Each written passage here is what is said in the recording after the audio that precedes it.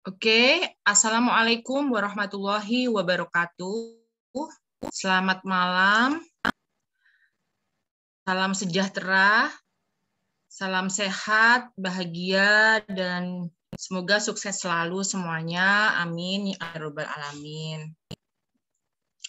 Malam hari ini kita bertemu kembali di acara webinar yang diadakan oleh Love Yourself bekerja sama dengan media partner dan juga IG partner. Sebelum acara dimulai, saya akan menyampaikan media partner dan komunitas partner yang sudah bekerja sama dengan Love Yourself dalam mengadakan acara webinar pada malam hari ini. Media partner yang ikut mensupport kita, satu, Peduli Jiwa, dua, Webinar Psikologi, tiga, Solution Indonesia, empat, BTB Platform, 5, payung.id, 6, Improve, 7, Bersama Siki, 8, manusia.id. Ulangi ya, nomor 4, Better Platform. Mohon maaf jika ada salah penyebutan dalam saya menyampaikan. Kemudian dari komunitas partnernya, 1 dari psikof.id, dan 2 dari peduliremaja.id. Nah, malam hari ini bagaimana kabar teman-teman semuanya? Semoga semua dalam keadaan sehat ya. Valen, saya mention nih, sehat Valen? Apa kabarnya malam ini? Kabar sehat Mbak Dita, alhamdulillah. Alhamdulillah sehat. Alhamdulillah. Citra, bagaimana? Sambil saya cek ya, tanya. Ya, selamat malam. Kabarnya gimana malam hari ini? Selamat malam. Hari ini gimana kabarnya? Ya, alhamdulillah kabar baik dan sehat, Mbak Dita. Alhamdulillah. Oke. Sambil menunggu semua teman yang lain bergabung, kita mulai saja ya malam hari ini.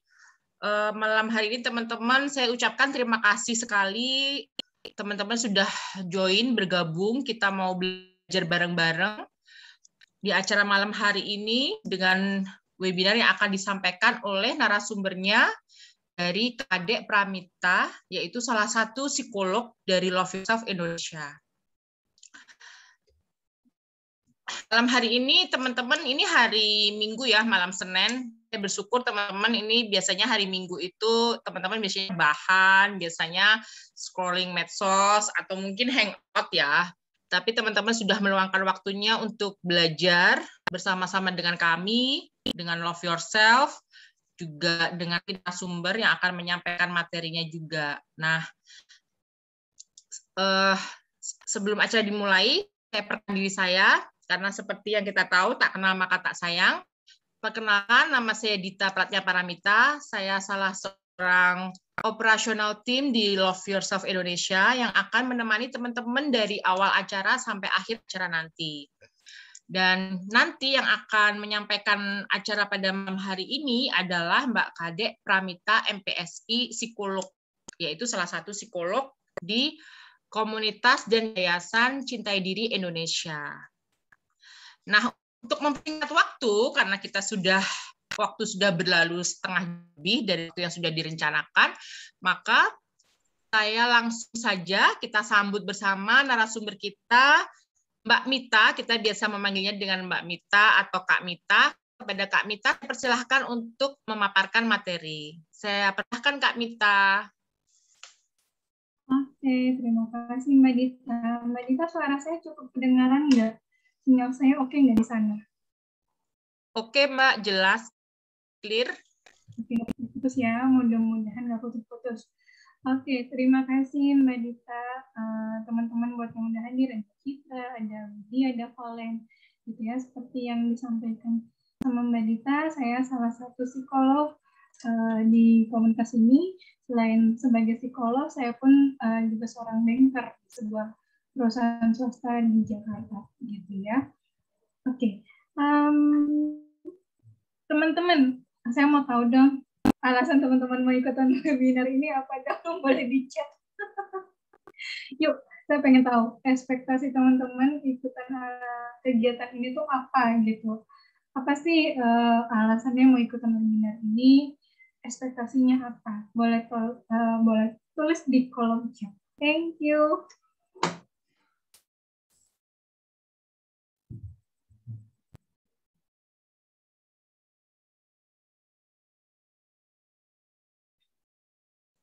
Yuk teman-teman, alasannya apa nih? Join di acara webinar malam ini. Mohon maaf ya, saya ketik selamat datang dari tadi, saya betulin jadi selamat datang terus. Oke, jadi dari Kak Valen, Kak Widyasari, dan Kak Citra, alasannya malam ini untuk join di webinar malam ini alasannya apa? Boleh di chat di kolom komentar.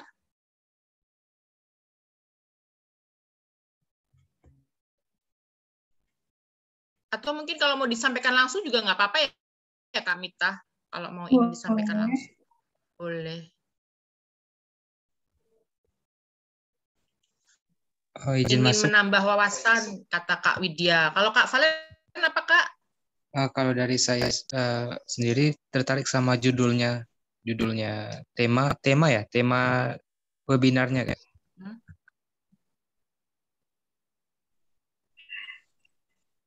Judul webinarnya. Sama webinarnya kalau Mbak. Oke, kalau Mbak Widya tadi ingin menambah wawasan. Oke, thank you Mbak Citra, menambah wawasan dan perkembangan. Oke, teman-teman. Agresif itu sebenarnya kita tuh sebagai manusia pasti selalu ada yang namanya agresivitas, dan mutism ini sebenarnya lebih ke selective mutism gitu ya. Jadi ini adalah yang satu yang normal, tapi agresif itu yang normal sampai bisa menjadi gangguan. Mutism ini adalah sebuah gangguan yang dimulai dari kecil dan bertahan sampai dewasa gitu ya. Maka saya minta izin share tentang materi saya, mudah-mudahan cukup membantu untuk memperkaya teman-teman dalam tema hari ini. Oke, Mbak Dita, apakah share saya udah cukup kelihatan? Sedang mau mulai muncul Mbak, jadi masih has started screen sharing. Oke, sudah mulai, udah kelihatan Mbak. Oke.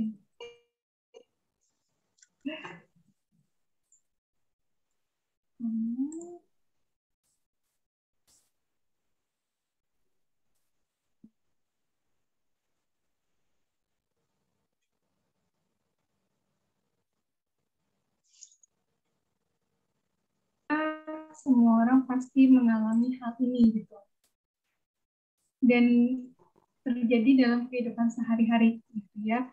Apa sih buat teman-teman agresif itu apa sih menurut teman-teman yang ada di belakang teman-teman? Ada yang mau share nggak menurut teman-teman itu agresif dan mood selectivism itu apa yang teman-teman ketahui? Ada yang mau coba antara Mbak Citra, Valen, atau Mbak Widya? Mbak Dita gimana? Boleh di sini open. Apa yang terlintas di benak teman-teman semua tentang agresif dan selective mutism people?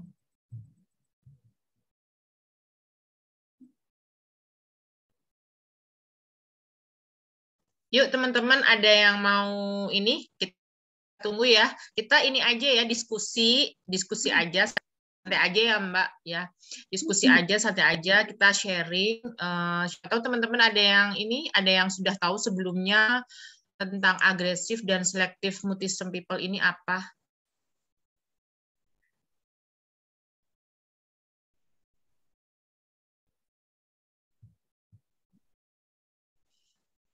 Sepertinya teman-teman baru belajar nih, bisa dilanjut kali Mbak. Oke. Nah, jadi gini, kalau saya biasanya ya teman-teman, saya ngasih materi biasanya sambil praktek. Jadi teman-teman boleh sambil nyatet, boleh sambil nanya di saat saya lagi jelasin, boleh ya. Tema ini sejujurnya saya angkat berdasarkan pengalaman pribadi saya gitu ya, tentang agresif dan selective mutism people, di mana saya mengakui saya sebagai seorang agresivor gitu ya.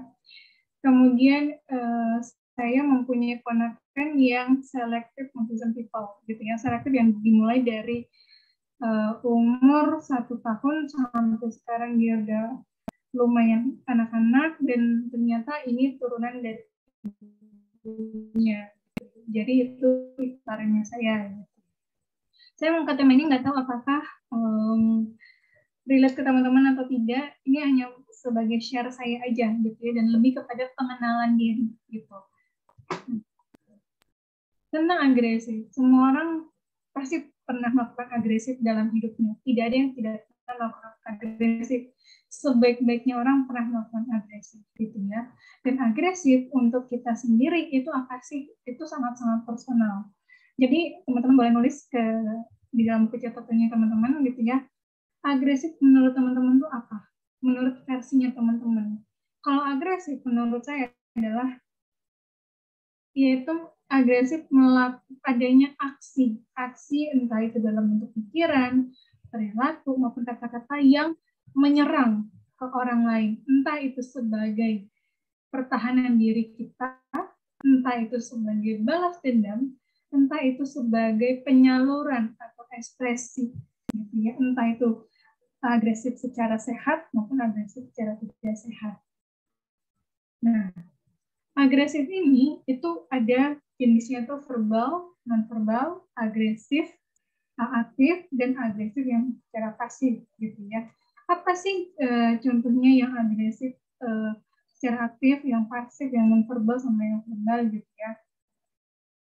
Kalau agresif, ini saya ambil salah satu agresif verbal, yaitu melalui kata-kata yang langsung dan tidak langsung, yang pasif sama yang pasif langsung sama pasif yang tidak langsung ya.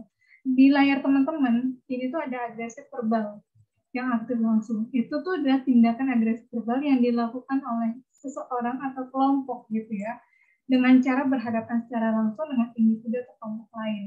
Contohnya menghina orang lain dengan kata-kata kasar, mengomel ataupun kali entah misalnya nih saya ngomel ke Mbak Dita secara langsung di depan forum, atau misalnya saya personal gitu, nah itu disebut agresif verbal aktif langsung.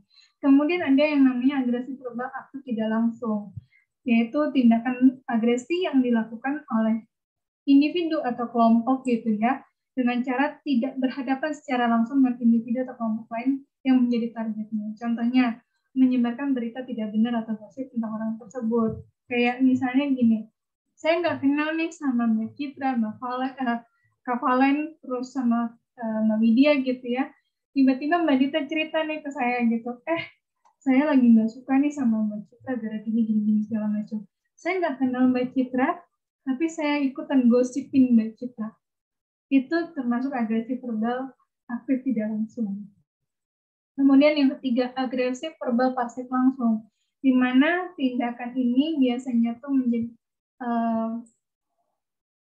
tidak terjadi kontak verbal secara langsung. Misalnya kayak, saya lagi berantem sama Mbak Dita, gitu. Saya menolak berbicara, saya bungkam, saya menghindar gitu ya dari Mbak Dita. Saya nggak mau ngomong sama Mbak Dita. Itu adalah agresif verbal pasif langsung, gitu ya. Kemudian ada yang terakhir agresif verbal pasif tidak langsung, yaitu di mana kita tuh menghindari kontak, benar-benar tidak adanya kontak verbal secara langsung. Contohnya kayak tidak memberi dukungan, tidak menggunakan suaranya, tidak memberikan apresiasi gitu ya. Ketika orang lain lagi bagus, kita tidak memberikan apresiasi gitu, atau ikut bahagia lah ketika orang lain tuh bahagia gitu. Nah, di sini ini adalah contoh agresif verbal yang sering banget dilakukan oleh setiap orang. Contohnya kalau agresif yang non-verbal gitu ya, bisa dari agresif yang secara fisik gitu ya, kayak memukul, bisa itu menyeret, menampar segala macam, itu termasuk agresif non-verbal yang aktif gitu. Gimana kalau agresif yang tidak nonverbal yang nggak langsung, seperti kita nyerempet atau kayak apa sih namanya, kayak menyikut secara tidak langsung. Maksud kita tuh pengen menyikut tapi nggak sadar kita menyikutnya gitu. Kemudian ada yang agresif nonverbal yang tidak langsung, contohnya kita menggunakan media atau kita menggunakan orang ketiga untuk, misalnya saya pengen dorong Mbak Dita, saya nggak mau ketahuan kalau saya mendorong Mbak Dita, saya pengen menggunakan Mbak Citra untuk mendorong Mbak Dita, kayak gitu. Jadi coba teman-teman sekarang kenali teman-teman tuh lebih ke agresif yang mana, apakah yang agresif aktif, yang pasif, yang langsung atau tidak langsung, yang sering pakai verbal atau non verbal gitu. Karena dominan biasanya dominan yang sering terjadi gitu, itu adalah isu permasalahannya yang utama. Contohnya gini, kalau kita lebih sering agresif verbal secara langsung, kayak menghina, memaki orang gitu ya, dimana jangan-jangan saya tuh lebih ke craving karena saya dari kecil mungkin entah itu kekurangan asupan makanan minuman atau saya kelebihan atau over makanan dan minuman.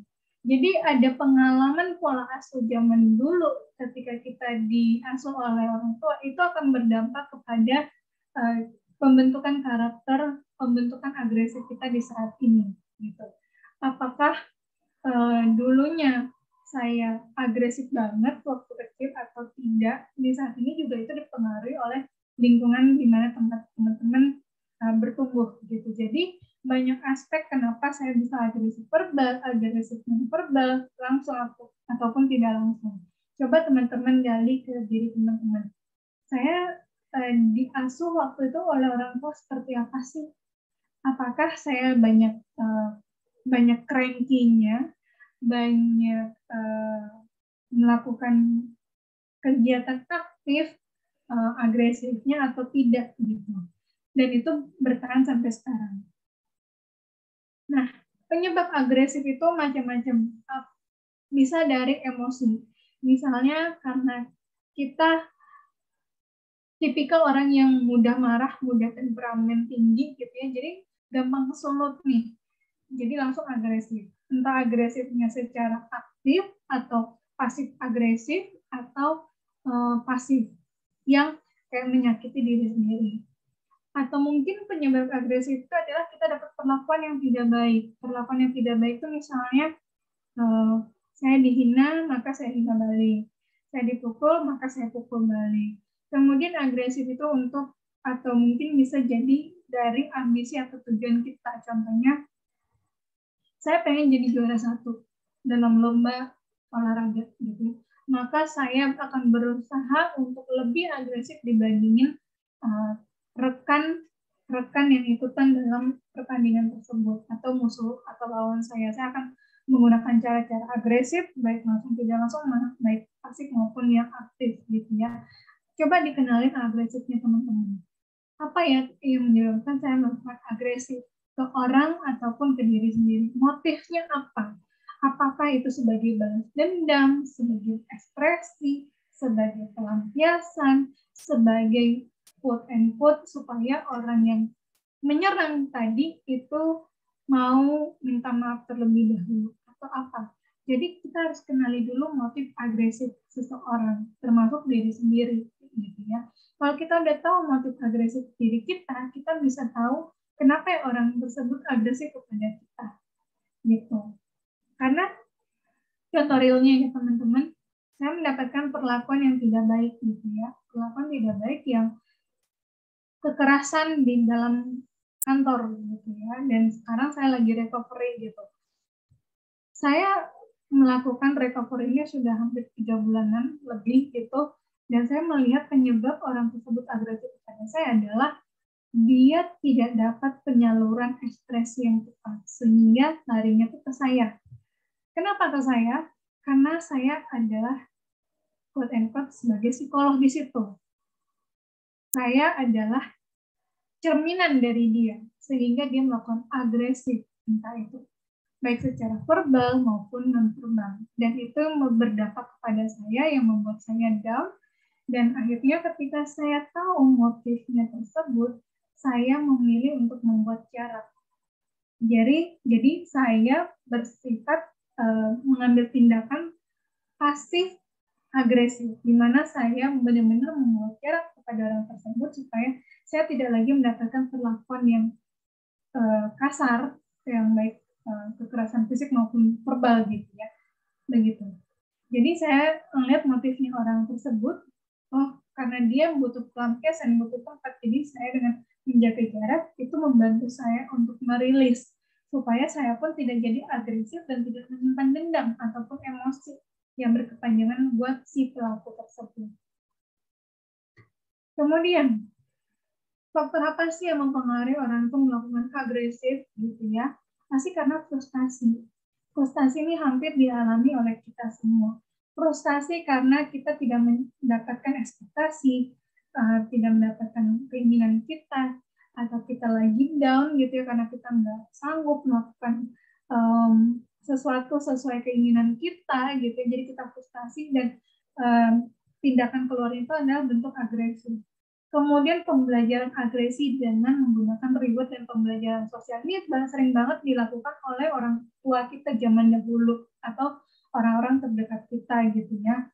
Atau entah itu pertemanan, entah itu di lingkungan kerja gitu ya. Jadi kalau misalnya kita bagus, kita dapat reward pujian. Tapi kalau kita melakukan kesalahan, kita akan dapat hukuman gitu. Jadi ini yang membuat orang tuh seperti kata saya tadi di awal, kalau kita pengen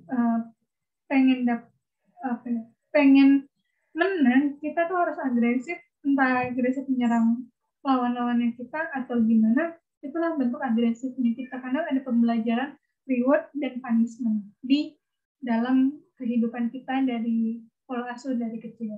Kemudian pengaruh lingkungan, situasi lingkungan yang menyakitkan, suhu udara panas, serangan kerumunan, orang yang dapat memicu perilaku agresif. Pasti, pengaruh lingkungan yang tidak sehat, kalaupun kita sehat secara personal, kita akan terseret. Karena energi negatif ketika kita berada di lingkungan yang tidak sehat, itu akan menyerap energi positif kita. Makanya kita akan terbawa juga untuk melakukan agresif ke orang. Udara yang panas itu mempengaruhi suhu tubuh kita. Jadi yang kitanya fine-fine aja, akhirnya lama-lama kita jadi tidak nyaman, tidak tenang, gerah gitu ya, memilih untuk keluar untuk mencari udara yang segar gitu ya, untuk menenangkan diri kita. Kemudian ya pasti kalau kita dalam kerumunan gitu ya, karena kerumunan itu kalau kita menggunakan transportasi umum, pasti kan ada kerumunan, entah itu sikut sana sikut sini, kan kita akhirnya balik jadi ikut sana ikut sini juga gitu kan. Kemudian sistem syaraf di otak, mekanisme neuro otak mendukung regulasi diri dalam meningkatkan kontrol diri sehingga mengurangi perilaku agresif.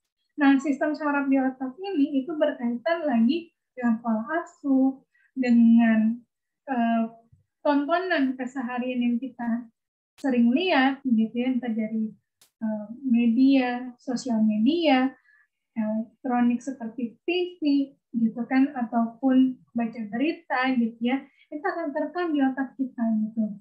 Makanya setiap pagi gitu saya berusaha untuk tidak nonton TV atau mengurangi berita-berita yang tidak baik, mengurangi gosip. Karena kalau kita seperti kayak kita tuh, otak kita tuh seperti manusia yang lapar dengan makanannya gitu ya, yang sering lapar. Jadi kalau lapar itu, kalau manusia tuh harus dirasupin dengan makanan. Kalau otak harus disuguhkan dengan sesuatu, entah itu dari audio, entah itu dari visual, atau entah itu dari motorik. Kalau misalnya orang agresif diberikan selalu berita yang tidak baik, berita kekerasan, itu otak itu akan selalu craving. Jadi kalau misalnya nih sehari teman-teman dengar berita yang melakukan kekerasan itu dalam waktu 1 jam, otak kita tuh akan craving selama 1 jam. Berikutnya lagi kalau udah 1 jam, tiba-tiba kita seharian itu nonton misalnya film atau drama 2 jam gitu ya, berarti ada kenaikan 1 jam. Otak kita akan memperlebar kapasitas dalam menyerap informasi tentang kekerasan. Dan seterusnya seperti itu. Makanya kita perlu untuk menyeimbangkan asupan apapun yang kita lihat, yang kita dengar, yang kita lakukan itu ke dalam otak kita. Kasihanilah otakmu seperti kamu kasihan kepada batin kamu, gitu. Kemudian ada faktor genetik dan keturunan. Faktor genetik dan keturunan ini, yes, pasti kalau ibunya temperamen pasti akan nurun ke anaknya temperamen, gitu ya. Kalau bapaknya pasif agresif, pasti anaknya juga akan pasif agresif. Cuman berapa persen dominan itu muncul di dalam diri kita itu tergantung kitanya growth-nya itu seperti apa gitu. Kemudian ada faktor kimia di dalam darah seperti alkohol dan obat-obatan. Yes, alkohol dan obat-obatan ini tuh sebagai penenang. Sebagai penenang, habis itu ketika dia udah teradiksi di otak, dia akan meminta lagi gitu. Dan untuk keluar dari siklus adiksi ini itu sangat-sangat susah gitu ya. Saya pernah adiksi alkohol selama 1 bulan karena saya depresi. Saya lari ke alkohol gitu ya. Jadi akhirnya itu menyerang fisik saya dan itu saya mempunyai gangguan liver di hati dan itu udah ketahuan dari dokter.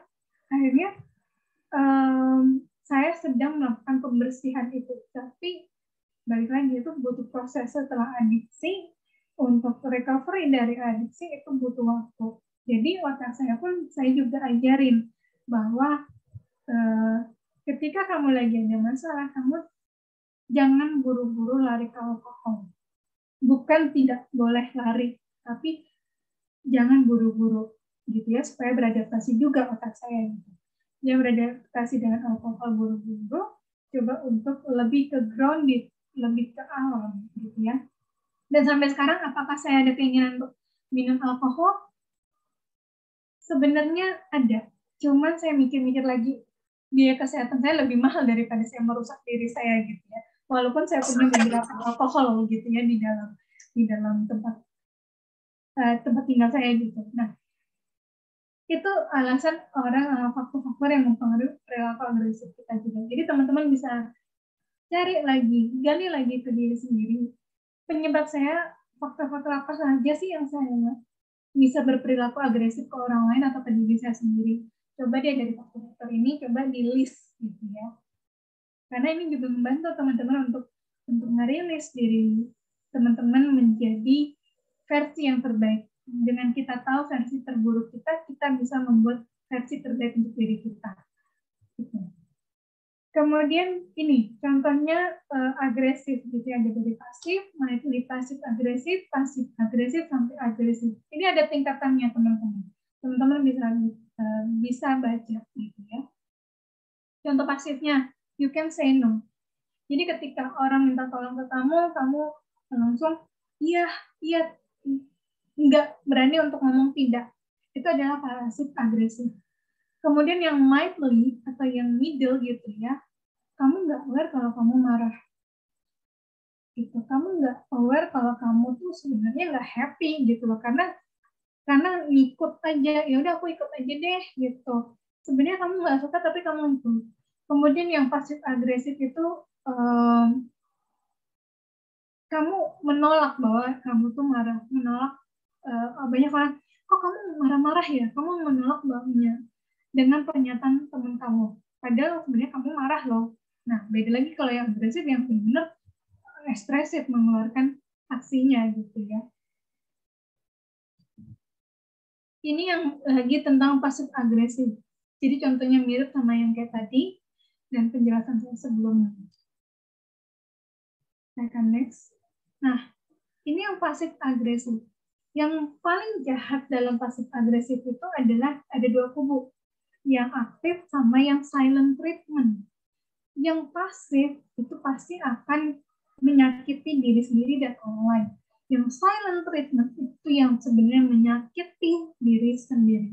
Otomatis dua kutub ini harus banget untuk diproses gitu ya, supaya yang agresif, terlalu agresif banget, yang aktif banget itu berkurang, mampu mengolah keagresifannya, sedangkan yang silent treatment itu dia bisa pelan-pelan mengekspresikan kalau dia sebenarnya marah, sebenarnya dia nggak nyaman dan segala macam gitu.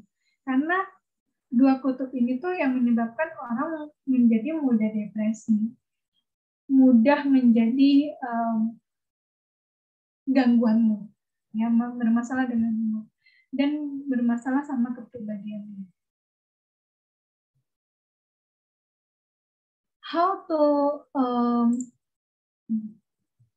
gimana sih cara kita menghandle keagresifannya kita gitu lah. Yang pertama adalah take your time. Take your time untuk mengekspresikannya. Yang untuk agresif silakan mengekspresikan keagresifannya dalam safety place, misalnya di kosan, toilet umum. Jangan pernah di depan orang. Karena ketika kamu di depan orang melakukan agresivitas, kamu akan terprovokasi lagi dan lagi. Yang kedua adalah tetap sadar dengan kemarahan kamu, tetap sadar dengan keagresivan kamu, tapi dengan kesadaran kamu pelan-pelan menurunkan keagresivan kamu. Contohnya, saya agresif 100% ke orang, ke Mbak Dita misalnya. Tapi karena saya sadar saya agresif, penyebabnya apa, faktornya apa, triggernya apa, saya sadar, akhirnya saya mengurangi keagresifan saya ke Mbak Dita menjadi 80%. Kemudian, ketika ada orang yang agresif ke kamu membuat cara, gitu ya. Atau misalnya ketika perempuan pasti ketika kalau lagi marah gitu ya, kita pasti ngomel, sedih yang nggak karuan dan segala macam. Bagi orang yang melihat itu, berikan dia untuk waktu, no judgment, ataupun ditanya, kamu kenapa sih marah? Kenapa kamu mesti marah sama dia? Kenapa? Apa yang membuat kamu marah? No, jangan lakukan itu. Tapi lebih kepada, saya di sini, silakan kamu mengekspresikan diri kamu. Saya tidak akan memberikan pertanyaan apapun, saya hanya hadir di sini. Tapi kalau kamu melakukan kekerasan fisik seperti melempar atau segala macam, saya minta izin untuk keluar. Biar kamu lebih tenang untuk mengekspresikannya. Dan saya pun tidak terluka sehingga kamu tidak perlu bersalah. Kemudian ketika dia sudah nyaman, biarkan dia sampai merilis sehebatnya agresifnya dia. Kita cukup lihat aja gitu ya. Jadi kita tidak perlu untuk ikut di dalam permainannya dia. Gitu. Jadi biar kita juga aman. Gitu. Nah, ini yang bisa kita lakukan untuk stop pasif agresif perilaku, stop pasif agresif. Contohnya, kita jangan mengcopy perilaku orang tersebut. Dia itu dengan membuat jarak, ya. Kemudian kita latihan untuk asertif, berkomunikasi secara asertif. Apa yang kita suka, apa yang kita tidak suka. Latihan untuk awareness atau mindful itu lebih pada di sini tuh aware. Kita keseret nggak sih sama emosinya, keseret nggak sih sama agresifnya, keseret tidak dengan permasalahannya dia. Kalau kita keseret berarti kita set boundaries, kita clear expectation, gitu. Karena itu akan membantu kita untuk tidak mengcopy perilaku yang orang lagi marah tersebut di alam bawah sadar kita. Nah, saya akan ke selective mutism, ya. Selective mutism ini berkaitan dengan gangguan kecemasan yang pada anak yang ditandai dengan adanya ketidakmampuan dia berbicara atau berkomunikasi secara efektif dalam situasi sosial tertentu. Biasanya anak dengan selective mutism ini dia tuh rada-rada susah untuk diajak berkomunikasi atau intens terlibat dalam attachment relationship. Biasanya penyebabnya itu adalah karena ada pengabaian. Tidak diurus oleh orang tuanya atau dibiarkan untuk tidak mengutarakan apa yang dia inginkan, gitu ya. Kalau yang keponakan saya ini, itu penyebabnya adalah karena ibunya tidak mengurusnya dengan baik, gitu ya. Ibunya membiarkan si anak itu untuk berperilaku mengikuti kehendak ibunya. Contohnya, dia tidak dibolehkan untuk memberikan kata-kata ataupun pendapat. Dia hanya diberikan gitu aja sama ibunya. Kemudian dia tidak diajarkan bagaimana bersosialisasi dengan orang lain, baik itu dengan adik-adiknya, dengan papanya, maupun dengan saudara-saudara yang lainnya, ataupun orang dewasa lainnya. Dia bakalan diem dimanapun dia berada. Ditanya apa, dia diem. Dia sebenarnya bukan tidak bisa berbicara, dia bisa berbicara, cuman tidak dicontohkan oleh ibunya. Sehingga ketika ditanya apapun, dia jawabannya diem. Dan saat ini dia si keponakan ini tuh lagi melakukan terapi dengan psikolog dan terapis anak gitu ya, supaya membantu dia tuh untuk memulihkan selective mutism ini. Kita sebagai orang dewasa bisa kena selective mutism ini, tapi dengan catatan perlu diagnos, perlu assessment, perlu pengobatan yang multidisiplin, kompleks, karena kasus selective mutism pada orang dewasa ini cenderung kompleks penyebabnya. Bisa gara-gara trauma, bisa gara-gara trigger apapun yang membuat dia tuh jadi kayak tiba-tiba shutdown dari social life-nya dia. Biasanya nih orang-orang yang yang dia mendapat kerugian hebat secara finansial. Biasanya dia menyendiri, mengurung diri, nggak mau berbicara sama sekali, keluar segala macam. Tapi itu tidak bisa langsung didiagnos selective mutism. Selective mutism ini sudah harus ada dari dia kecil. Gitu. Jadi tidak bisa langsung tiba-tiba, dia dia ini kayaknya ciri-ciri selective mutism, nggak bisa kayak gitu. Perlu pemeriksaan lebih lengkap dengan profesional.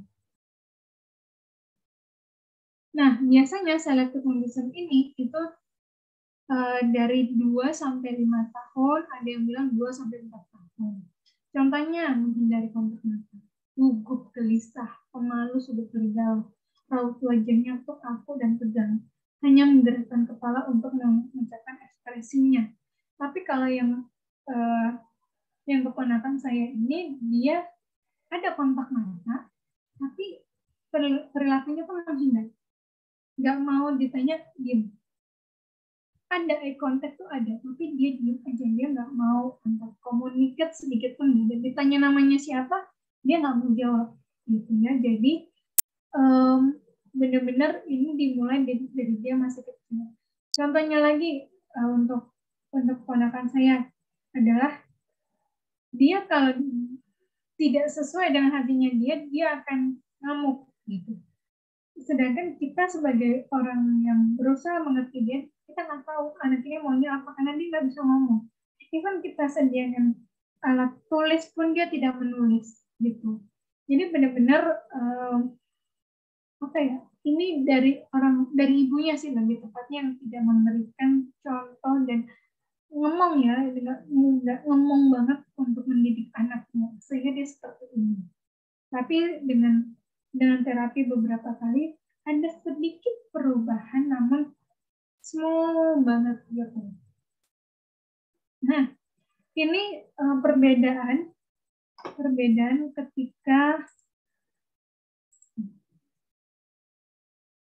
ketika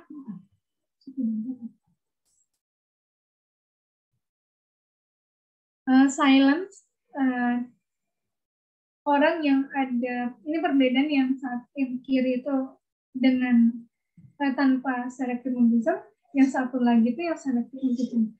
Yang bisa perbedaannya itu udah jelas banget. Kalau yang satu itu temporary, kalau yang satu itu persistent.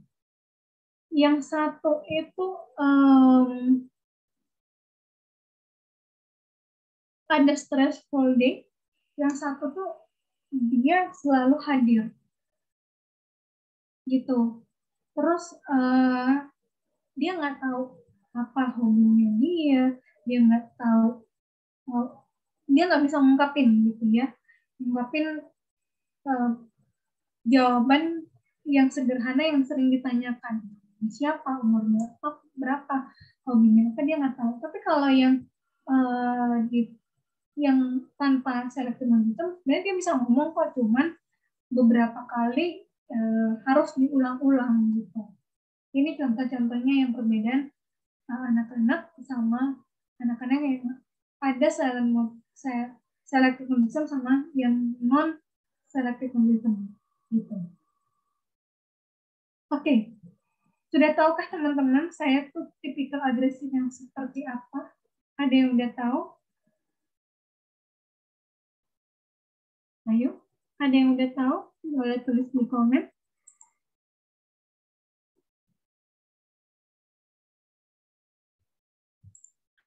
Yuk teman-teman, ada yang tadi sudah ikutin materi dari awal kan? Udah bisa mendefinisikan atau mengkategorikan kah gitu kan? Masuk dalam pernah atau mungkin masuk dalam agresi apa gitu ya, Mbak? Bisa ditulis di chat nanti, jadi kita bisa kupas ya Mbak, kita bisa bahas juga. Atau direct message pun juga bisa gitu. Kalau ini Mbak, kalau saya nih Mbak Mita sharing aja. Kalau saya nih jujur orangnya itu cenderung, sebenarnya saya orangnya, kalau kenal saya orangnya terbuka ya, maksudnya terbuka dalam ngobrol gitu kan ya. Mungkin bisa dirasakan, tapi ketika saya marah, mengekspresikan marah atau agresi, saya lebih ke silent treatment deh kayaknya. Jadi saya terkenal tuh terkenal jelek aja bangga ya, maksudnya gini, terkenal itu kalau di kantor itu saya kalau ngambek itu orang tuh sampai takut gitu loh nyapa saya. Jadi saya pernah nanya gitu kan kekurangan saya apa, itu ada beberapa orang gitu. Jadi saya kayak mudah ngambek, terus kalau udah ngambek atau marah itu orang takut menyapa saya, bukan karena saya teriak-teriak, bukan karena saya misuh-misuh gitu ya, ngomong jelek ke orang gitu, enggak, tapi karena saya lebih ke mungkin ekspresinya itu kelihatan, terus banyak diam gitu, yang tiba cerewet gitu, kayak orang saya itu cerewet, ngomong nggak ada selesainya gitu kan topiknya. Begitu saya marah atau kebentur, saya akan diam gitu. Nah, itu tuh kebiasaan. Nah, sekarang sih lagi belajar sih untuk bisa mengkomunikasikannya gitu. Mungkin ya ada trauma-trauma juga ketika berusaha mengkomunikasikan, ternyata mungkin kayak dapat penolakan atau malah kena judgement, sehingga akhirnya ya udahlah, daripada saya ngomong disalahin terus mending saya diam gitu. Jadi saya akhirnya memilih untuk diam gitu. Tapi ini saya lagi belajar lagi sih Mbak, belajar lagi untuk jadi orang yang asertif, yang bisa mengkomunikasikan itu. Nah, teman-teman yang lain gimana? Ada pengalaman juga nggak seperti saya gitu? Mungkin Kak Valen, Kak Citra, atau Kak Widyasari bisa di-share di kolom chat supaya kita tahu, bisa mendefinisikan ya, bisa mengenal. Saya juga lagi belajar juga.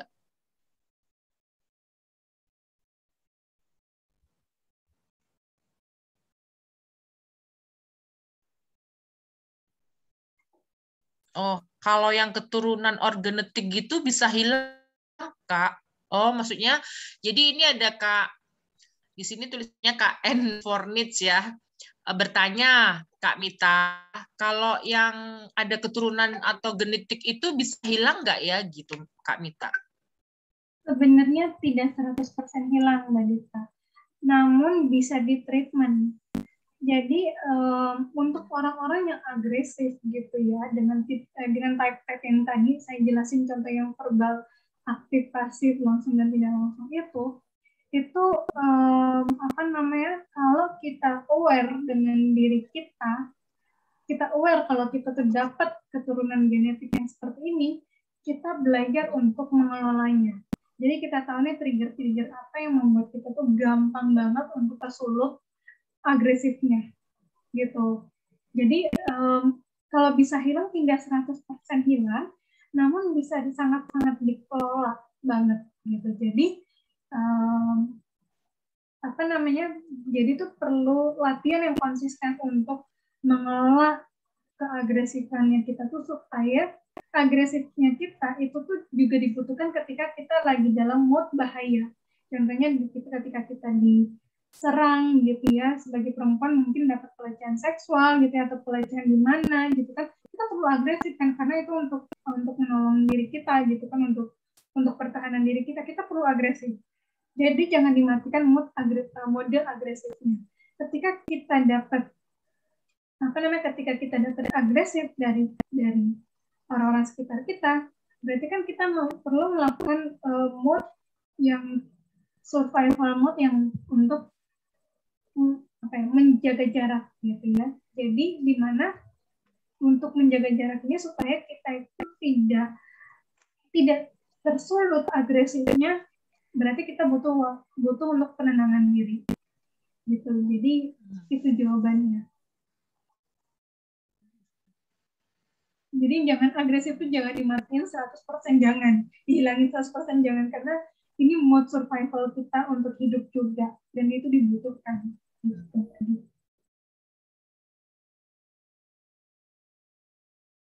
Oke, teman-teman yang lain gimana?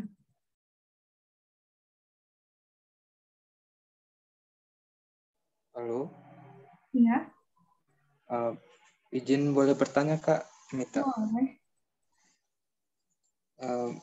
Mau nanya Kak terkait sama punishment dan reward, apakah itu dampaknya positif ataupun negatif terhadap tadi yang saya nangkap Kak, terkait sama punishment dan reward ini salah satu penyebab ini ya, faktor agresif ya Kak? Betul. Berarti itu disarankan kepada kita untuk nanti kalau ada adik ataupun keponakan gitu loh, itu kita disarankan untuk memberikan sebuah punishment dan reward atau lebih baik tidak gitu? Gini, untuk anak-anak ya, untuk anak-anak sebaiknya adalah kita lebih ketegas. Tegasnya itu adalah bukan kamu diam, no, tapi kita tuh bentuk ekspresi body language kita tuh tegas, ya. Bukan berarti mata kita harus belalak gitu, enggak, tapi kita tuh tegas dalam kondisi tenang. Ketika anak kecil cranky gitu ya, yang marah-marah ngomong segala macam, kita tenang aja gitu. Ketika dia memukul kita tenang aja. I'm here with you gitu ya, saya ada di kamu boleh mengekspresikannya, tapi tidak dengan kamu memukul saya. Kalau kamu pengen memukul diri kamu, silakan, tapi saya akan di sini. Tapi ketika si anak kecil itu sampai menjedotkan dirinya ke tembok gitu ya, atau dengan benda-benda yang tajam gitu, itu perlu kita hentikan gitu. Terus habis itu membiasakan adalah ketika anak ini, saya waktu itu tuh punya keponakan yang agresif banget gitu ya, karena anak pertama, cucu pertama, dan itu dimanja luar biasa, dan itu perempuan gitu. Dia apa-apa selalu dituruti oleh orang tuanya, oleh nenek kakeknya. Namun kepada saya tidak, perlakuannya tuh beda gitu. Dan dia ngamuk-ngamuk segala macam, dan memukul adiknya, memukul rumah, memukul dinding gitu, memukul dinding maksudnya pintu gitu ya di dalam rumah. Akhirnya saya tarik, gimana saya pisahkan dia dengan adik-adiknya, dengan orang tuanya, ataupun dengan nenek kakeknya, karena tujuannya adalah supaya ketika dia seperti itu, diharapkan tidak dicontoh oleh adik-adiknya maupun tidak memprovokasi keluarganya gitu ya. Jadi saya tarik, saya bawa di dalam kamar. Oke, kamu kenapa Mbak? Kamu marah kenapa? Gitu kan. Sebelum saya mengatakan itu, saya diamin si mbaknya ini, si anak ini, untuk dia mengekspresikan sejadi-jadinya. Ketika dia mulai melukai dirinya sendiri, kalau dalam safety itu maksudnya dia hanya memukul dirinya, tidak sampai berdarah ataupun memar gitu ya, saya biarin. Tapi kalau dia sudah sampai memukul lemari, memukul kaca gitu, saya hentikan supaya dia tidak terluka secara fisiknya gitu. Ketika dia lebih ke teriak, ke cranky, lebih ke menangis, merongrong gitu, saya diemin. Ketika udah selesai, udah enakan, saya cuma tanya gini, Mbak, udah enakan? Udah. Kalau udah, saya peluk. Gitu, saya peluk. Oke, terima kasih Mbak, udah dikeluarin ya emosinya. Sekarang gimana? Enakan? Enakan. Baru diajak untuk ngobrol, untuk ngomong, untuk membahas kenapa dia sampai cranky, sampai marah-marah, meledak-ledak gitu. Ya, itu selesai. Jadi ketika ada saudara, ada teman gitu ya, ketika lagi agresif banget, kalau itu tidak berbahaya untuk dia, nggak apa-apa, dibiarin aja. Tapi kalau itu berbahaya, kita perlu memantau. Tapi kalau misalnya kita dijadiin pelampiasan, ya kita perlu berbicara. Gitu ya. Apakah reward dan punishment ini perlu diterapkan kepada anak-anak, keponakan, saudara, atau teman kita? Sejujurnya ini tuh dua pedang mata pisau yang berbahaya gitu ya, Valennya. Jadi perlu hati-hati, dan kita perlu kenal juga orangnya, apakah dia ketika dikasih punishment ini dia makin menjadi atau dia makin slow agresifnya. Apakah dan dia butuh rewardnya yang seperti apa? Contohnya ketika dia udah selesai rewardnya ketika dia udah selesai dari agresifnya, apakah dia butuh ucapan apresiasi, contohnya bagus ya kamu udah berusaha mengekspresikan diri kamu, sekarang kamu bagusnya udah ada tenangan, udah mengekspresikannya. Atau dia butuh untuk disentuh, misalnya kayak dipeluk atau dipuk-puk gitu ya, pundaknya gitu atau apa. Nah ini harus hati-hati dan harus dilihat lagi ke orangnya. Jadi nggak bisa disamain secara general gitu, nggak bisa. Nggak tahu nih, ini jawabannya sangat-sangat panjang. Oke, makasih Kak Mita. Terutama tadi dari ceritanya Kak Mita, persis banget kayak apa? Saya punya ponakan Kak, cucu pertama juga, cowok, malah itu sampai sekarang udah SMA. Sudah SMA, tapi malah perlakuannya masih sama, masih kemauannya yang nggak bisa dapat, dia malah memberontak gitu. Kayak sekarang baru-barusan dia pengen motor Vespa, terus harus dibeli gitu loh, Kak.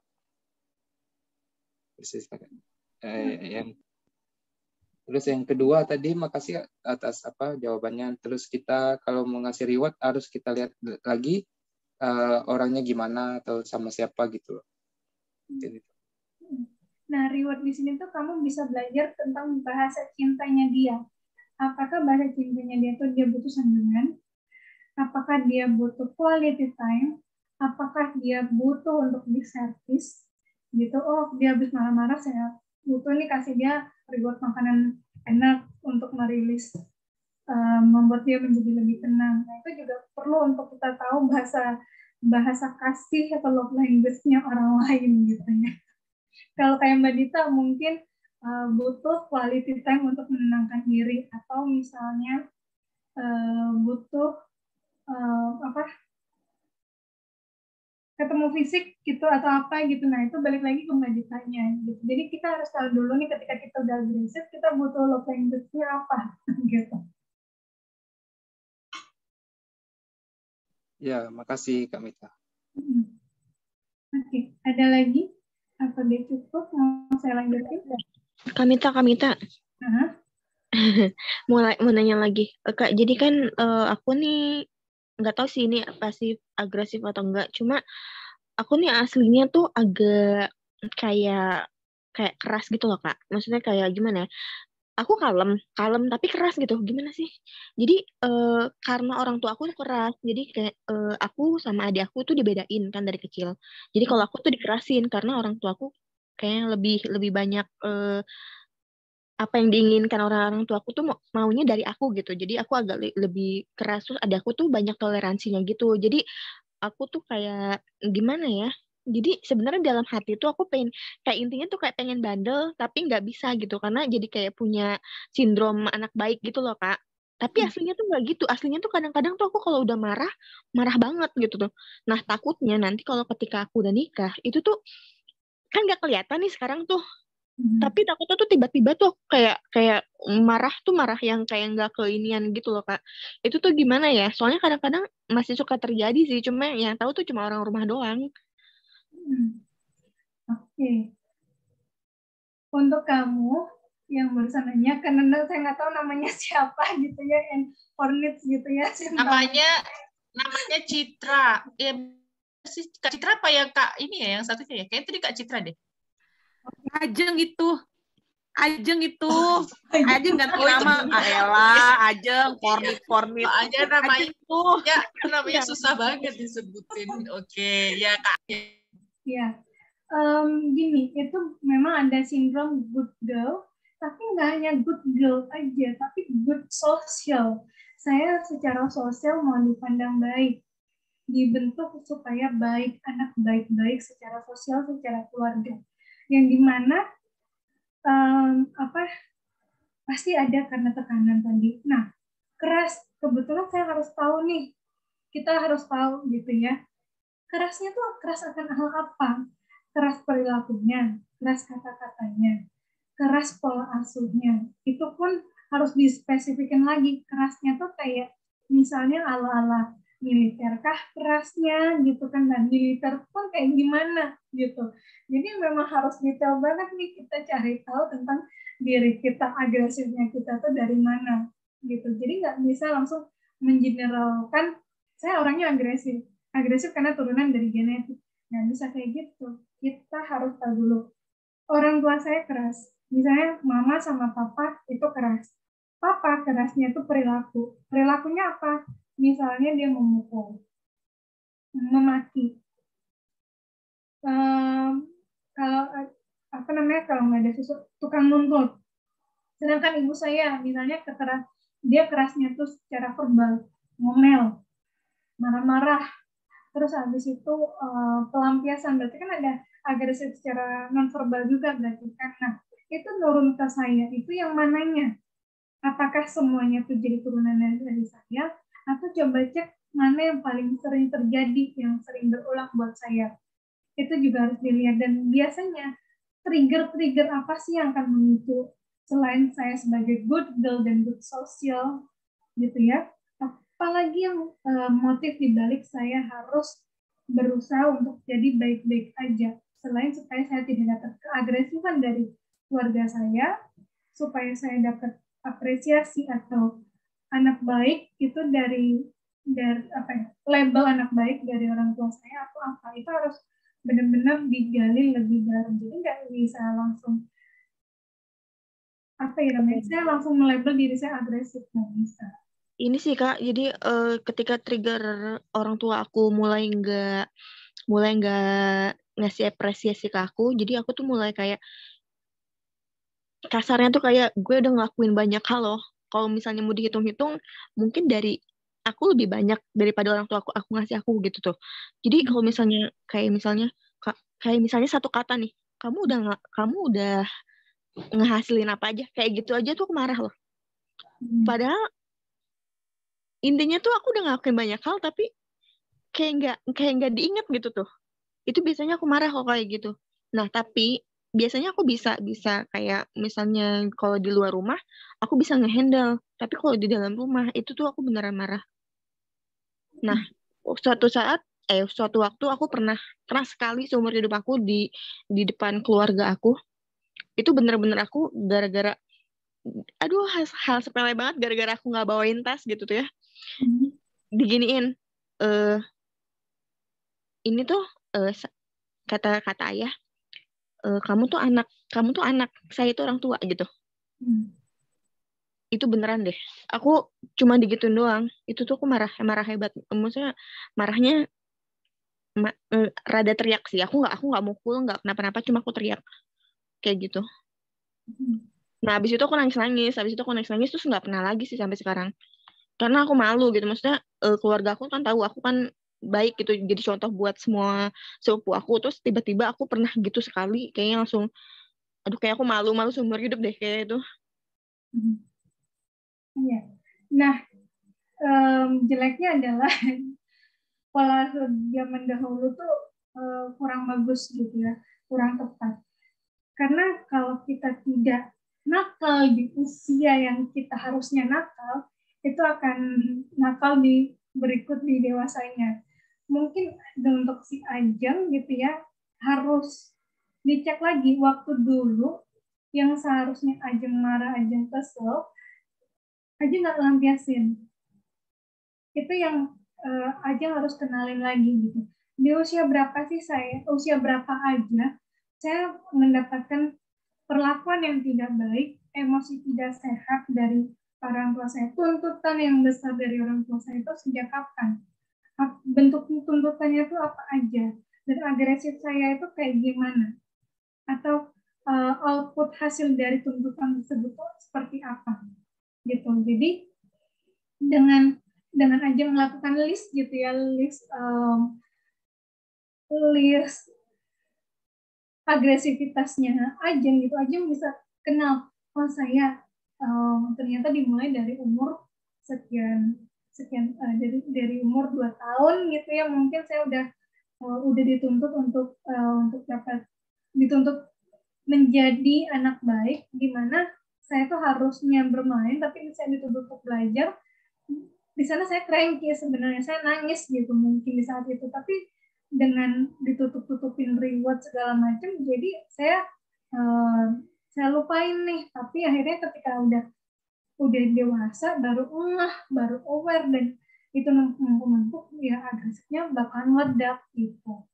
Jadi kalau di dalam praktik personal saya biasanya itu yang paling jarang balik lagi itu ketika ada tugas riwayat hidup. Nah, itu udah pasti pada jarang mau balik lagi ke saya. Karena kenapa? Jarang mau balik ini bukan karena mereka tidak mau kembali ke sesi dengan saya, bukan. Tapi ketika membuat riwayat hidup itu ada luka yang digali, ada trauma yang digali, dan itu sangat menyakitkan. Dan ketika Anda pun yang Anda udah melakukan pembuatan riwayat hidup itu dan kita melakukan proses terapi gitu ya, itu tuh butuh waktu yang nggak bentar, butuh waktu yang lama, butuh waktu analisa yang mendalam lagi, butuh untuk perilisan yang sangat tajam gitu ya, gitu. Dan bisa relate juga bisa gitu. Jadi apakah ini bisa keulang dan tidak keulang, balik lagi ke triggernya teman-teman dan seberapa konsisten untuk dilatih untuk menaruh agresif itu mengeluarkan agresif itu dengan tepat gitu ya Ajeng. Jadi Ajeng perlu tulis lagi agresifnya dari mana, triggernya apa aja, dan apakah itu sering berulang atau tidak sampai usia Ajeng saat ini, dan gimana cara Ajeng mengelola tersebut, apakah sudah bagus atau belum, dan kalau cara-cara sehat ataupun tidak sehat, dan kalaupun belum dan masih tetap masih tetap battle gitu ya dengan agresivitasnya, saran saya adalah segera lakukan konseling atau terapi dengan profesional. Karena kalau nggak gitu, kamu akan nurunin keagresifan kamu ke anak kamu, yang which is kamu nggak pengen mau, kan apalagi kamu nggak pengen agresif ke pasangan kamu nantinya, gitu. Dan memutus rantai agresifnya. Agresif yang bisa. Iya Kak Mita, oke. Soalnya sebenarnya aku baru 2 tahun ini sih kayak gitu, dan itu masih bisa dihitung kayak setahun sekali doang gitu sih Kak. Itu tuh pemicunya awalnya karena aku dilangkahin nikah sama adik aku. Jadi aku tuh kayak sering jadi kayak marah gitu segala macam. Oke. Thank you Kak. Oke. Nah, Pak Pejang mau 1 atau 2 tahun belakangan yang terjadi gitu ya, apapun sebenarnya triggernya, saya yakin bukan hanya dari adik kamu yang menikah duluan, tapi sebelum-sebelumnya. Jadi itu harus diberesin. Oke? Semangat berproses aja. Yap. Teman-teman ada pertanyaan lagi sebelum saya ke slide yang mau terakhir? Kalau tidak ada, saya akan ke slide berikutnya.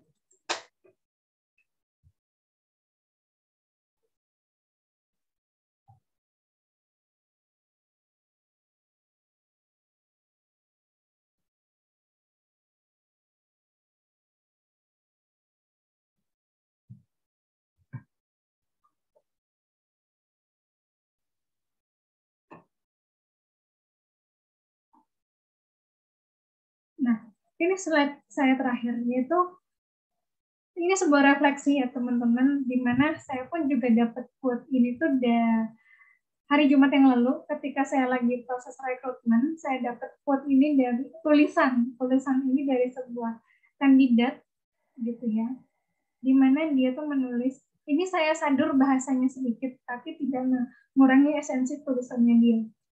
Pernahkah kita berpikir kalau kata-kata, perilaku, pikiran yang diekspresikan menurut kita biasa aja, tapi ternyata itu nyakitin orang lain. Kayak nggak sadar ternyata gampang ya kita melakukan, pendapat gitu ya, hal tidak baik ke orang tersebut. Lalu kalau gampang kamu kira buat nentang orang itu bagus. Dari kata-kata, perilaku, sama ucapan yang kita, misalnya nih, dipakai jokes aja tuh kita mikirnya tuh sebuah jokes, tapi itu nyakitin hati orang yang secara nggak sadar sebenarnya kita tuh lagi membuat mental orang jadi breakdown. Dan menurut kamu guncang jiwa seseorang itu keren? Padahal nggak keren. Guncang jiwa seseorang itu nggak keren. Nyakitin orang, bullying orang, melakukan kekerasan fisik verbal, agresif ke orang, itu nggak keren. Kamu merasa kamu lebih dominan? Enggak. Sebenarnya kamu orang yang paling lemah ketika kamu melakukan agresivitas, melakukan hal tidak baik ke orang lain, menyakiti sekalipun ke orang lain. Kamu adalah orang yang lemah. Karena kelemahan kamu ini, kamu menyeret orang lain untuk merasakan bebannya kamu.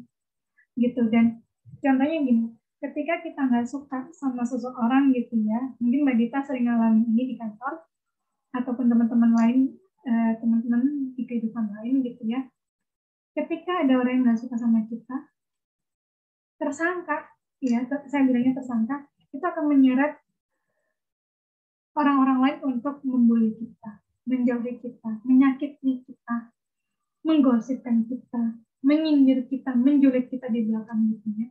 Dia nggak sadar kalau sebenarnya dia sakit loh, tapi dia nggak mau ngerasain sakit itu sendirian, jadi dia ngajak orang lain untuk nyakitin lebih hebat orang tersebut.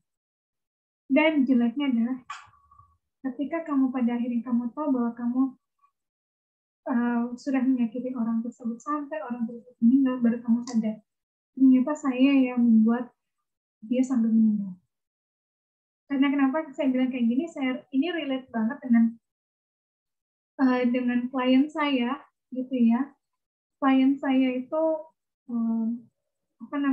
dia melakukan kekerasan ke pasangannya, di mana sampai pasangannya itu sampai bunuh diri. Dan dia baru nyadar bahwa saya udah sejauh ini tuh udah nyakitin dia berkali-kali lipat, membuat dia breakdown, mental, physical, batinnya sampai down, secara sosial life-nya juga down. Akhirnya dia meninggal, dan dia baru nyesel. Jadi, ketika kamu disakitin sama orang lain, coba jangan ngajak orang lain untuk membenci tersangka tersebut. Kita nggak perlu buat orang tersebut yang tersangka ini untuk di label negatif. kayak orang yang ngebunuh gitu ya.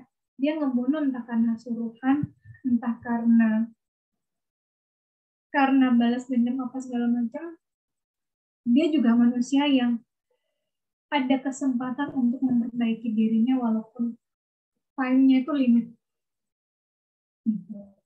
Jadi belajar mengelola diri supaya nggak agresif, salurin agresif dengan tepat, dan jangan pernah membuat mental orang breakdown. Karena sebenarnya kamulah yang breakdown mentalnya, bukan orang tersebut. Orang tersebut hanya pelampiasan buat kamu. Ini by dari Octavia Stuti, dari Twitternya berapa hari yang lalu, saya kutip di sini. Sekian presentasi saya, terima kasih untuk teman-teman. Mohon maaf bila ada kata-kata yang salah, saya ucapkan, saya minta maaf. Thank you, saya kembalikan ke Mbak Rita. Oke, baik Mbak Mita, terima kasih ya Kak Mita, dan juga sebagian juga sudah sempat tanya jawab juga di tengah-tengah materi. Masih ada yang mau ditanyakan sama peserta webinar sebelum acara mungkin ditutup? Sekarang sudah jam 8.56, acara kami tutup jam 21.00 ya Kak Mita ya, sesuai kesepakatan awal. Jadi sebelum acara ditutup, adakah yang mungkin masih bisanya satu pertanyaan gitu ya? Kalau ada, persilahkan.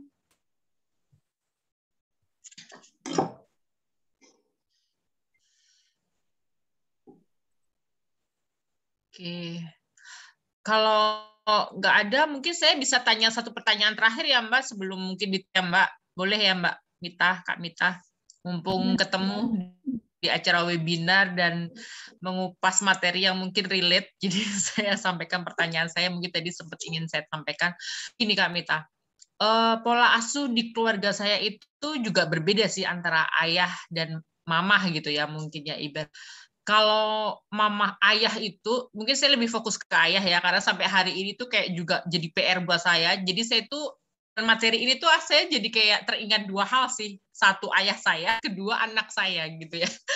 Nah, kalau ayah saya ini PR-nya mungkin saya mungkin menjadi silent treatment, juga bisa jadi kayak tertular kali ya, mungkin ibaratnya karena pola asuh tadi kan seperti tular juga kan ibaratnya, karena kita hidup dengan mereka bertahun gitu kan, ibaratnya dari lahir sampai sekarang, akhirnya mungkin jadi ketularan cara mengekspresikan emosi gitu. Dan salah satunya ayah saya itu orangnya keras, dan dia juga termasuk agresif yang langsung, dan bahkan mungkin agresif apa ya, kayak misalkan mungkin banting, pukul, atau apa, kayak gitu-gitu ya, mungkin kekerasan gitu ya.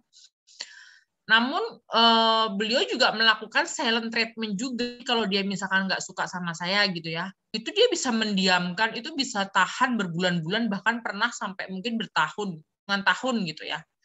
Nah akhirnya mungkin itu menjadi sebuah perilaku yang tiba-tiba mungkin ada dalam pikiran saya ketika saya marah, ya akhirnya mendiamkan gitu. Dan itu terjadi ketika saya misalkan konflik dengan suami gitu ya. Itu juga terjadi, saya mendiamkan beliau gitu kan, misalkan beberapa hari gitu, sampai saya harus konseling ke psikolog. Kalau psikolognya baru bilang ajak komunikasi, baru saya ajak komunikasi gitu kan. Dan tapi akhirnya sudah saya bisa mendefinisikan emosi saya gitu kan. Akhirnya saya ada apa sih, masukan ketika mendiamkan seseorang kayak harus dibatasi gitu kan. Boleh mendiamkan, tapi misalkan dibatasi dengan jam atau hari maksimal berapa. Begitupun ketika saya ketemu dengan anak saya gitu. Tadi sempat ada apa sih, anak mungkin merasa terabaikan atau mungkin tidak dirawat, kemudian akhirnya bahasanya apa ya tadi, mutisme tadi ya, agresif tadi. Anak saya juga gitu. Jadi ketika berbicara dengan saya, dia nggak mau ada kontak mata gitu ya dengan saya. Entah itu dia berbalik arah, entah menutupi dengan bantal, pokoknya nggak mau berhadapan. Kalaupun berhadapan saya paksa, bukan saya paksa ya, maksudnya duduk bicara dengan mamah gitu, dia ini matanya nggak fokus ke saya gitu loh. Terus kalau diajak ngomong, saya berusaha untuk misalkan bertanya, berusaha asertif ya, dan sambil mengajarkan ke dia asertif, dan saya juga belajar asertif, gitu, diskusi, komunikasi dua arah. Yang terjadi pun akhirnya tetap satu arah gitu loh. Jadi tidak bisa akhirnya mendapatkan jawaban yang sesuai harapan kita gitu. Itu sih yang jadi PR ke saya. Apakah itu juga termasuk yang mutisme tadi ya Mbak? Secara dia usianya juga sudah remaja gitu kan, hampir 17 tahun gitu. Ya itu, dan jujur saya mengakui gitu, jujur saya mengakui bertahun-tahun sejak saya divorce dengan ayahnya kan memang pisah dengan saya ya, maksudnya kehidupannya gitu kan. Meskipun tetap ada komunikasi, tetap ada perhatian, tetap saya juga bertanggung jawab gitu. Cuman kan mungkin tidak intens gitu, tidak langsung gitu. Sempat sih kepikiran tadi ketika dijelaskan meraba-raba, aduh jangan-jangan anak saya juga tipe seperti itu, dan berharapnya juga semoga ke depan dia bisa berkomunikasi yang lebih aktif, bisa mengekspresikan emosinya. Jadi saya melihat itu akhir-akhir ini dia malah melakukan hal-hal yang di luar dugaan saya gitu. Akhir ini ya, dalam 1 tahun terakhir, 6 bulan terakhir inilah, sejak ada daring ya, sejak ada sekolah daring gitu, sempat 6 bulan di asrama, keluar dari asrama itu ada aja gitu kejadian-kejadian yang di luar dugaan kita gitu. Apakah itu juga ekspresi emosinya, kemarahan dia, atau bagaimana gitu loh. Padahal saya berusaha juga memberikan reward yang tadi ya sempat dihubungkan dengan reward, memberikan reward seperti menyetujui apapun yang diharapkan, dan sekarang saya menyetop itu gitu, karena saya jadi kayak merasa kok jadi kayaknya saya dimanipulasi ya sama anak ini gitu. Dia minta saya turuti, tapi keinginan saya, komitmen saya dilanggar terus. Nah, itu tuh saya jadi kayak kadang-kadang ketakutan gitu loh. Ketakutan karena saya ada rasa bersalah tidak bisa mendampingi dia selama bertahun-tahun gitu. Dan ketika akan mendampingi pun ternyata dia sekolah asrama, dan nanti lulus SMA dia kuliah. Jadi ada kekhawatiran, aduh ada kesenjangan waktu nih ketika saya kehilangan waktu kebersamaan dengan dia gitu. Itu gimana ya Mbak, supaya mungkin ke depannya saya bisa jadi ibu yang bisa asertif terhadap anak, dan bagaimana saya mengajari dia supaya juga asertif dan mengekspresikan emosinya dengan positif. Itu sih Mbak, mungkin pertanyaan saya panjang ya, dan itu mungkin terakhir. Iya, nggak apa-apa Mbak Dita. Gini, itu bukan termasuk selective mutism. Selective mutism itu nggak termasuk kalau untuk anaknya Mbak Dita. Ya. Lebih tepatnya adalah isu attachment atau relasi dan trauma karena kehilangan figur akibat broken home gitu ya. Jadi anak broken home wajar banget kalau dia bandel, nakal, cranky, itu wajar banget dalam kasus-kasus anak broken home. Namun yang bisa dilakukan itu adalah sebagai Mbak Dita, sebagai ibu, itu adalah memutus relasi yang tidak sehat. Cara memutusnya gimana itu balik lagi ke profesional ya, saya nggak bisa sebut di sini seperti apa karena treatmentnya, efeknya tuh berbeda-beda ke tiap orang gitu ya. Kemarahan di setiap anak gitu ya yang membuat orang menjadikan dia manipulate ke orang tuanya, itu adalah bentuk kemarahan dan kekecewaan dia sebagai anak. Itu yang saya pahami dari segi broken home gitu ya, karena ya saya memang pernah jadi anak broken home dan bandel juga gitu kan, jadi cukup paham gitu. Dan dia tinggal di asrama yang which is itu tuh anak remaja tinggal asrama dengan orang tua broken home, dia kehilangan loh quality time dan sentuhan fisiknya dengan ibu bapaknya pasti gitu kan, sehingga dia butuh cara untuk mengisi kekosongannya dia, yaitu dengan cara memanipulate Mbak Dita atau ayahnya gitu kan, dengan hal-hal yang dia inginin dan dia langgar. Karena anak remaja gitu ya, tingkat craving-nya, tingkat butuh akan bahasa cinta tuh sangat tinggi, apalagi untuk dia yang broken home gitu, karena sistem dia di otak itu tuh dia masih kurang bagus gitu. Kita sebagai orang dewasa, oke, kita ngerti anak kita tuh cranky dan bandel di usia remaja karena efek broken home. Namun kalau boleh jujur gitu ya, kita nggak boleh salahin broken home-nya. Kita yang sebenarnya sebagai anak lah ya, sebagai anak dan sebagai orang dewasa, bahwa kita yang punya keputusan apakah kita mau merusak atau tidak merusak diri kita. Pada akhirnya gitu ya, karena dulu saya pernah merusak diri saya sebagai anak broken home, dan sekarang kalau orang bilang tuh, kamu pernah broken home tapi kamu kok masih baik-baik aja ya, masih on the track justru gitu kan, karena saya membuat pilihan ketika saya memutuskan untuk berdamai dan memutuskan relasi yang tidak sehat. Contohnya ketika saya dendam kepada ayah saya gitu kan, saya belajar untuk mengikhlaskan saya tidak ada figur ayah. Itu butuh waktu lama banget gitu ya.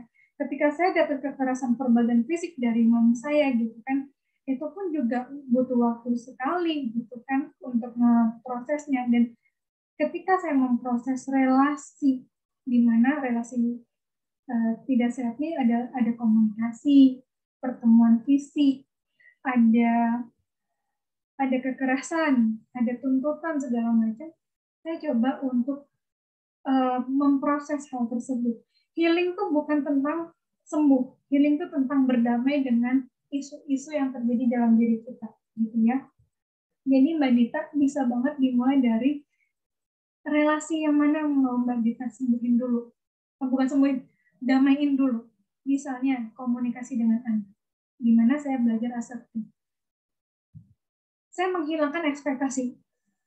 Kalau saya ada ekspektasi, itu yang membuat saya jauh untuk bisa healing. Ketika saya noting ekspektasi, saya hanya mau merilisnya supaya saya jadi lebih bisa asertif ke orang, saya tidak menuntut anak saya untuk asertif. Saya menuntut, saya lebih asertif. Dan semoga orang-orang di sekitar saya juga mau asertif. Gitu. Kemudian tentang manipulate yang tadi yang saya dimanfaatkan oleh anak saya. Ada nggak sih saya sering dimanfaatkan tidak hanya anak saya, tapi dengan orang lain juga?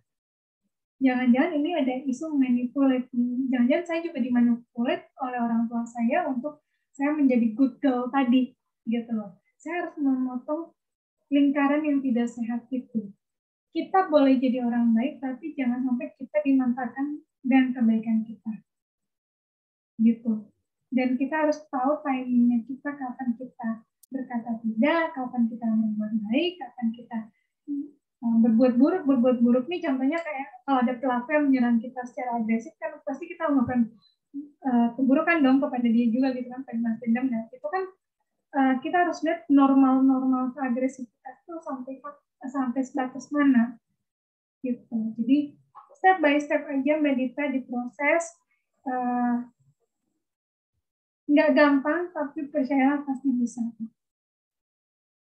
Oke, makasih Mbak Mita. Ini karena pertama, teman-teman sudah tidak ada pertanyaan kayaknya ya. Kedua, karena waktunya juga sudah menunjukkan waktu yang harus mengakhiri acara webinar malam ini. Sebelum ditutup, saya mohon izin untuk menyampaikan beberapa kesimpulan ya teman-teman. Mungkin sedikit kesimpulan. Yang pertama mungkin agresif tadi ya, ternyata ada yang langsung, tidak langsung, ada yang verbal, ada non-verbal, ada pasif, ada aktif gitu. Nah perlu tuh kita mengklasifikasikan kita berada di agresif yang mana supaya kita juga lebih mengenal diri kita sendiri ya Kak Mita. Kemudian yang kedua mungkin ketika kita agresif perlu dikenali juga motifnya apa gitu kan, ketika kita agresif atau mungkin kita melakukan silent treatment tadi ya, itu apa sih motifnya gitu juga perlu kita kenali gitu kan, supaya kita juga lebih mudah membetulkannya atau lebih mudah menghadapi hal-hal tersebut ya.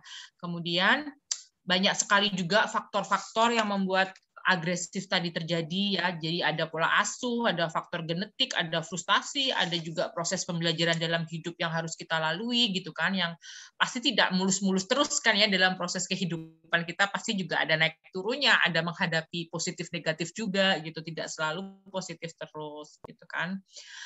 Terus banyak hal juga bisa kita lakukan untuk stop atau berhenti menjadi pasif agresif ataupun mungkin agresif yang lainnya juga ya.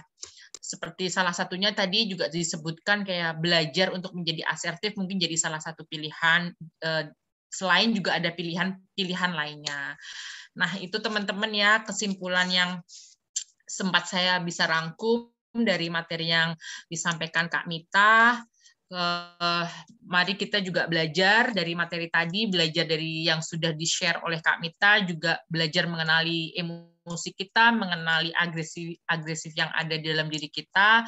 Dan saya pun juga belajar, tadi ya disampaikan Kak Mita, belajar terus gitu kan, supaya tidak banyak ekspektasi ya, supaya juga tidak banyak kecewa. Jadi kita lebih fokus ke diri kita, membetulkan diri kita sendiri, dan semoga di sekitar kita juga mencontoh diri kita gitu ya. Seperti kita tuh memberi contoh-contoh kebaikan supaya nanti di sekitar kita juga ikut menjadi baik. Nah,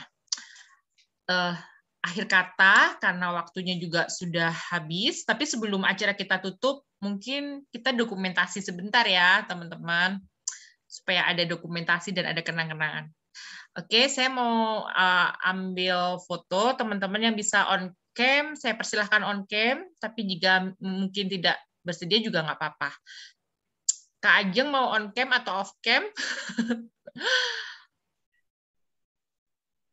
Oke. Oh, maaf, off cam dulu. Udah mau tidur. Oke, Kak Ajeng, nggak apa-apa. Oke ya, karena Kak Ajeng nggak bisa on cam, kita foto sekarang. Saya hitung sampai 3 kali ya. 1, 2, 3. Oke. Oke, sebentar ya, saya save dulu.